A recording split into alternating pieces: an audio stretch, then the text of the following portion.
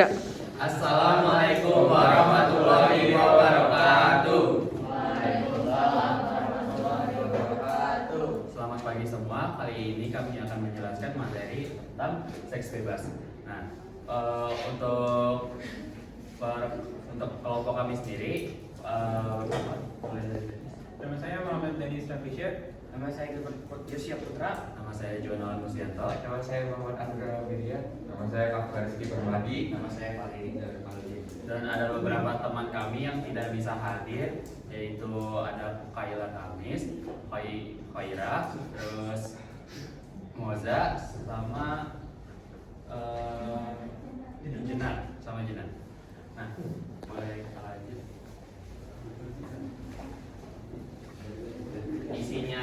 Isi dari presentasi ini sendiri terdapat pengertian, bentuk, penyebab, dampak, dan pencegahan dari seks bebas. Apa itu seks bebas? Perilaku seks bebas yang biasa dikenal di masyarakat Indonesia adalah perilaku seksual yang dilakukan di luar nikah. Dan di dalam praktiknya, hal tersebut bisa terjadi antara satu pasangan atau satu orang dengan pergantian pasangan. Hal ini juga dapat dilakukan tanpa komitmen atau bahkan tanpa ikatan emosional, termasuk ke dalam seks dalam pacaran, seks pranikah, cinta satu malam, prostitusi, hingga bertukar pasangan dengan pasangan lain. Bentuk-bentuk seks bebas. Yang pertama, perasaan tertarik, yaitu minat dan keinginan remaja untuk melakukan perilaku seksual berupa perasaan suka, perasaan sayang, dan perasaan cinta. Yang kedua, berkencan, yaitu aktivitas remaja ketika berpacaran berupa berkunjung pacar, saling mengunjungi, dan berduaan.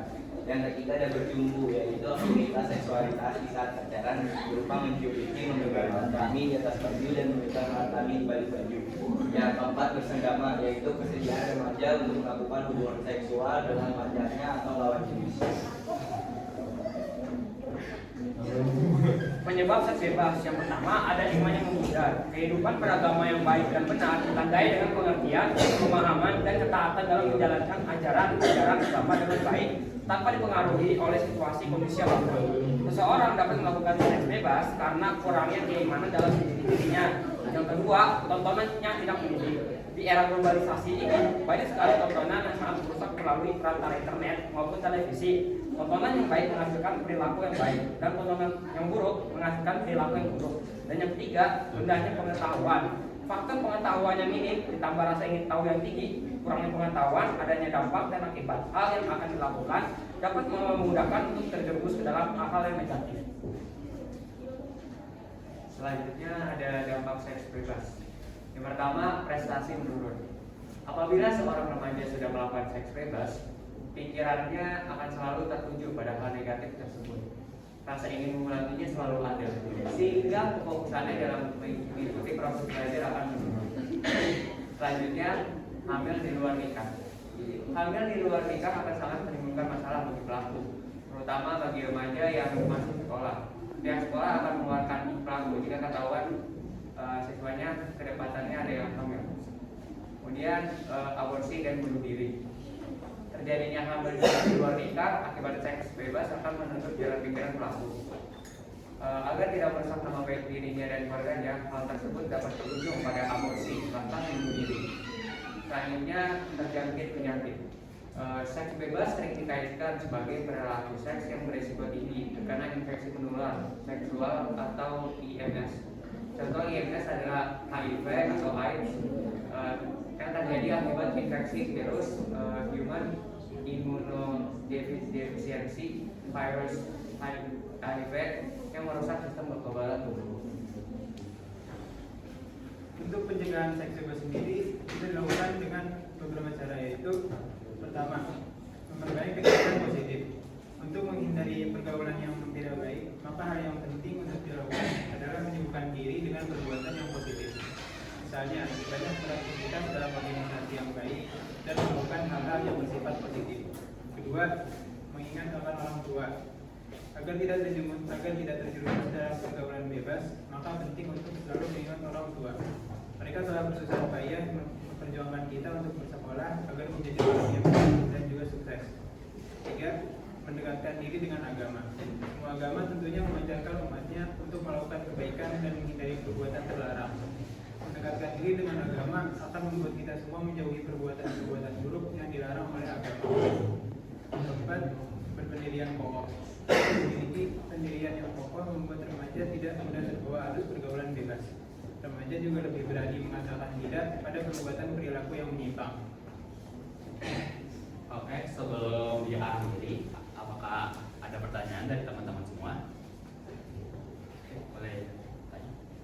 Assalamualaikum warahmatullahi wabarakatuh. Waalaikumsalam warahmatullahi wabarakatuh. Sebelumnya perkenalkan, nama saya Dinda Sasi Kirana. Saya izin bertanya. Jadi di PPT kalian tadi itu ada cara pencegahan seks bebas itu ada 4. Nah, selain dari keempat itu ada lagi nggak sih? Nah, oke, terima kasih Sasi untuk pertanyaannya. Nah, salah satu contoh dari pencegahan seks bebas kan tadi udah ada ya, cuman masih ada lagi. Nah, yang pertama, yang pasti kita harus memiliki batas. Nah, batas di sini bisa diartikan dalam banyak hal seperti batas dalam berteman ataupun dalam berhubungan secara bisa dibilang kita pacaran. Nah, kita harus tahu batas berteman yang sesuai sampai mana, karena dengan adanya batasan kita memiliki kesadaran bahwa hal yang dilakukan itu benar atau salah. Jadi batasan tersendiri meminimalisir terjadinya seks bebas yang berdampak pada hal-hal negatif. Oke, apa ada pertanyaan lain? Oke, boleh. Assalamualaikum warahmatullahi wabarakatuh. Waalaikumsalam warahmatullahi wabarakatuh. Jadi saya mau nanya, sebenarnya saya ada dari Universitas Pamulan.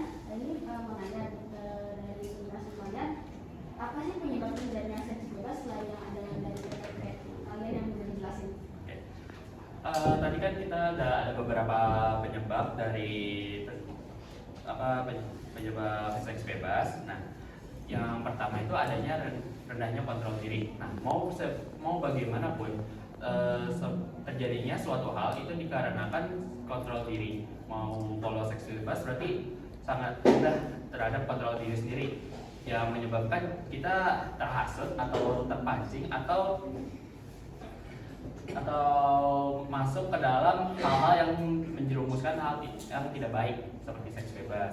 Dan yang kedua adanya rendahnya kurang kesadaran diri. Nah, ini kesadaran diri ini sangat penting bagi kita semua agar kita tahu bahwa seks bebas ini salah dilakukan dan kita tahu penyebabnya apa dan dampaknya apa. Karena kesadaran diri sendiri itu sangat penting bagi diri kita dalam hidup di dunia ini. Nah, untuk contoh yang saya berikan terakhir yaitu kurangnya pengawasan dari orang sekitar.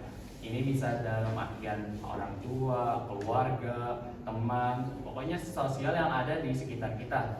Itu sangat penting loh, karena mereka tuh pasti berdampak banyak dalam kepribadian diri kita. Misal kepribadian diri kita, mohon maaf apabila ada orang tua yang cerai, jadinya kita malah memiliki hal-hal negatif. Jadi kayak mental kita jadi tidak terjaga dan sehingga kita terpancing terhadap hal-hal yang berdampak negatif. Itu aja sih penjelasan dari saya. Sepertinya sudah tidak ada yang bertanya. Terima kasih atas perhatiannya. Mohon maaf bila banyak kekurangan karena kesempurnaan hanya milik Tuhan. Wassalamualaikum warahmatullahi wabarakatuh.